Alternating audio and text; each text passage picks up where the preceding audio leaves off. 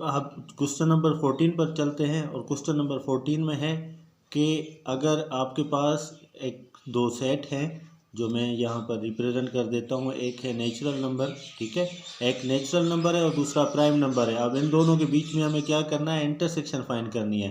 तो natural number, prime number, वो सारे प्राइम नंबर नेचुरल नंबर में मौजूद होते हैं, लेकिन नेचुरल नंबर में कंपोजिट भी मौजूद होते हैं, लेकिन इंटरसेक्शन की वजह से इसका जो आंसर होगा वो सी होगा। अब हम 15 पर चलते हैं। इसमें कह रहे हैं कि हमारे पास एक सेट है जो 1 2 3 एंड 5 एलिमेंट्स हैं उसमें, और बी हमारे पास कोई सेट है जिसमें 1 5 एंड 6 एलिमेंट है। अब हमें इनमें से क्या फाइंड करना है, साइमेट्रिक डिफरेंस फाइंड करना है। तो साइमेट्रिक डिफरेंस क्या है, साइमेट्रिक डिफरेंस कहता है कि इन दोनों सेट के अंदर जितने सेम हैं वो कट हो जाएंगे, बाकी दोनों सेट के अंदर जितने बाकी रह जाते हैं वो हमारा आंसर होगा। जैसे यहाँ पर 1 है, ये ख़त्म हो जाएगा क्योंकि दोनों में मौजूद है, कैंसिल कर देंगे।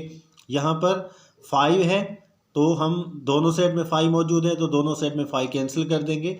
बाकी जो दोनों सेट के अंदर एलिमेंट रह रहे हैं, जैसे कि इस सेट के अंदर 2,3 आ रहा है और इस सेट के अंदर 6 आ रहा है, तो ये हमारा आंसर होगा। इन सबको हम एक ही सेट में रखेंगे। अब क्वेश्चन नंबर 16 को देखें। हमारे पास एक सेट है ए जिसमें 4 एलिमेंट हैं, 1 2 3 एंड 5, एंड ये यूनिवर्सल है, ठीक है, जिसमें 1 से 8 तक है। अब इसका कॉम्प्लीमेंट ओवर कॉम्प्लीमेंट फाइंड करना है। तो मैं आपको ये बता दूं, अगर कॉम्प्लीमेंट इवन नंबर में होगा, कॉम्प्लीमेंट इवन नंबर में होगा तो इसका मकसद है वो रिजल्ट ए ही आएगा। अगर कॉम्प्लीमेंट आड नंबर में होगा तो 1 2 3 एंड 5 इसमें से कैंसिल कर देंगे, लेकिन यहाँ पर जो कॉम्प्लीमेंट है वो इवन नंबर ही है, यानी 2 नंबर्स हैं, यानी कॉम्प्लीमेंट 2 दिए जा रहे हैं, तो इसका आंसर क्या होगा, ए होगा। अब क्वेश्चन नंबर 17 को देखते हैं। Which of the following is a commutative property. मैं कम्यूटेटिव प्रॉपर्टी यहाँ पर लिख देता हूँ। Commutative property that is equal to a plus b, ठीक है, a plus b is equal to b plus a, ठीक है।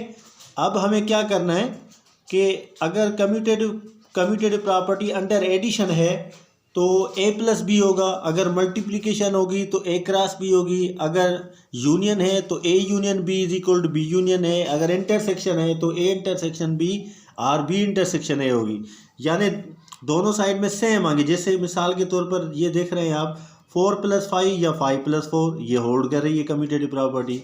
1.2 + 4 या 4 + 1.2 ये भी कम्यूटेटिव प्रॉपर्टी है। 1/2 + 3/4 और 3/4 + 1/2 ये भी कम्यूटेटिव प्रॉपर्टी है। उसके बाद क्वेश्चन नंबर 18 है कि 4 स्टारिक 5 यानी 4 मल्टीप्लिकेशन बी या 5 मल्टीप्लिकेशन 4, ठीक है, 4 मल्टीप्लिकेशन 5 या 5 मल्टीप्लिकेशन 4 ये भी कम्यूटेटिव प्रॉपर्टी है, लेकिन अंडर मल्टीप्लिकेशन, यहाँ स्टारिक मल्टीप्लिकेशन है।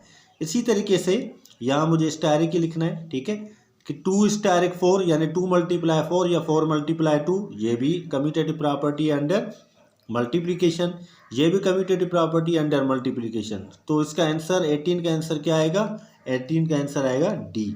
अब हम चलते हैं एक और पीपीटी की तरफ। Question number 19। क्वेश्चन नंबर 19 में कह रहा है कि अगर हमारे पास एक सेट है, यानी डी मॉर्गन्स लॉ है, ये डी मॉर्गन्स लॉ को ऐसे रिप्रेजेंट किया जाता है, इसके 2 कानून होते हैं, ठीक है। एक कानून है A union B whole complement. तो मैं ये बता दूं कि अगर कहीं पर भी होल कॉम्प्लीमेंट आए तो उसके अंदर जितने भी होते हैं वो सारे उनकी शक्लें चेंज हो जाती है। मिसाल के तौर पर ए है तो ए कॉम्प्लीमेंट हो जाएगा, ठीक है, बी है तो बी कॉम्प्लीमेंट होगा।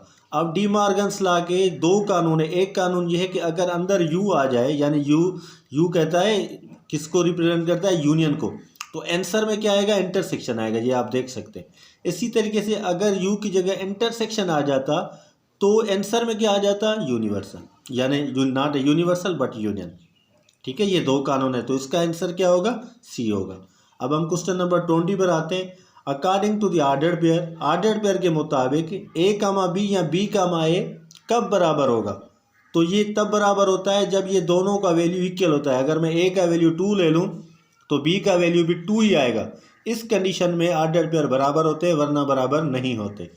क्वेश्चन नंबर 21 में कह रहा है कि हमारे पास एक ऑर्डर्ड पेयर है जिसके एक्स एक्सिस सेम है, यानी 2, 2 सेम है, लेकिन जो वाई एक्सिस है उसमें एक इक्वेशन दी जा रही है जिसमें है b+3 that is equal to 7।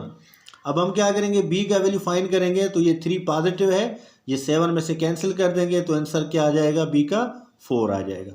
ठीक है, क्वेश्चन नंबर 22 को देखते हैं। हमारे पास एक रिलेशन है। अब आपको पता होना चाहिए कि रिलेशन के अंदर ये 2,3 या 3,3 या 4,3 इसको ऑर्डर पेयर कहते हैं। अब इनमें से हमें डोमेन फाइंड करना है। तो डोमेन किसे कहते हैं, किसी भी ऑर्डर पेयर का जो फर्स्ट एलिमेंट है, जैसे कि यहाँ पर 2 है और ये यहाँ पर 3 है और उसके बाद 4 है एंड 5 है। तो जो first element of the order pair होगा हम उसको क्या कहेंगे कि ये हमारा डोमेन है। ठीक है, क्वेश्चन नंबर 22 पर आते हैं। सेम क्वेश्चन हमने लिया है, लेकिन सेम क्वेश्चन में हम फाइंड करना क्या चाह रहे हैं कि रेंज ऑफ दी रिलेशन क्या है। तो रेंज क्या किसे कहते हैं, second element of the order pair, यानी ये सेकंड एलिमेंट यहाँ पर 3 है, इस जगह पर भी सेकंड एलिमेंट 3 है, इस जगह पर भी 3 है और इसमें क्या है 4 है।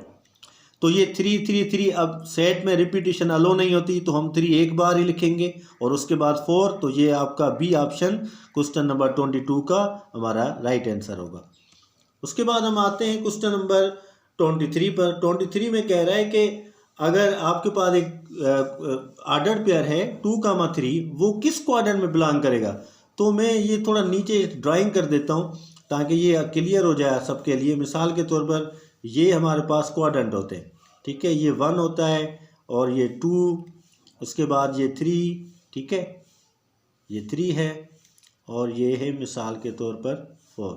ठीक है, अब फर्स्ट क्वाड्रेंट में ये जो फर्स्ट क्वाड्रेंट में यानी दोनों यानी एक्स के वैल्यू और वाई के वैल्यू दोनों पॉजिटिव आते हैं। ठीक है, अब अगर आप क्वेश्चन नंबर 23 को देखें कि एक्स और वाई यानी एक्स का वैल्यू 2, वाई का वैल्यू 3, ये दोनों पॉजिटिव आ रहे हैं। तो दोनों पॉजिटिव होंगे तो ये क्वाड्रेंट कौन सा होगा, ये 1 होगा। ठीक है, क्वेश्चन अब क्वाड्रेंट नंबर 2 में क्या होता है कि एक यानी एक्स नेगेटिव होती है और वाई का वैल्यू पॉजिटिव होता है। ठीक है, और क्वाड्रेंट 3 में दोनों नेगेटिव होती हैं, यानी एक्स का वैल्यू भी नेगेटिव, वाई का वैल्यू भी नेगेटिव। क्वाड्रेंट 4 में एक्स पॉजिटिव होती है और वाई क्या होती है, नेगेटिव होती है। अब मुझे बताएं क्वेश्चन नंबर 24 में पहले क्या है 9, और 9 जो है वो पॉजिटिव है। ठीक है, अब 9 पॉजिटिव यानी एक्स पॉजिटिव है तो एक्स पॉजिटिव एक यहाँ है और एक यहाँ है। तो हम देखेंगे, पहले इसको चेक करेंगे, एक्स पॉजिटिव। उसके बाद जो 8 है वो नेगेटिव है। तो अब फर्स्ट क्वाड्रेंट तो हो नहीं सकता, सेकंड क्वाड्रेंट में नहीं हो सकता क्योंकि एक्स पॉजिटिव है, यहाँ एक्स नेगेटिव है। थर्ड क्वाड्रेंट भी नहीं हो सकता क्योंकि दोनों नेगेटिव है। और चौथे क्वाड्रेंट में देखें कि एक्स पॉजिटिव है और वाई नेगेटिव, तो इसका मकसद क्या होगा कि इसका क्वाड्रेंट 4th होगा। इसी तरीके से एग्जाम्पल नंबर 25 देखते हैं कि हमारे पास एक ऑर्डर पेयर है -3, -1। अब -3 एक्स का वैल्यू है यानी एक्स नेगेटिव है। तो एक्स नेगेटिव कहाँ कहाँ आती है, एक इस जगह पर आती है और दूसरा क्वाड्रेंट नंबर 3 में आती है। ठीक है, लेकिन उसके बाद वाई को चेक करना है, एक्स नेगेटिव लेकिन वाई पॉजिटिव, ये सेकंड क्वाड्रेंट में होगा तो हम सेकंड क्वाड्रेंट को टिक करेंगे। तो आज हम ये chapter number 1 set theory with MCQs को मुकम्मल हल कर चुके हैं और इसमें 25 5th क्वेश्चन है और इसके अलावा भी क्वेश्चन होंगे। स्टूडेंट से रिक्वेस्ट की जाती है कि इसके मुताबिक फ़ीडबैक दें। अगर आपको कोई भी चीज़ समझ में नहीं आई तो हमें ईमेल करें, व्हाट्सएप करें और अपने फ़ीडबैक से हमें आगाह करें।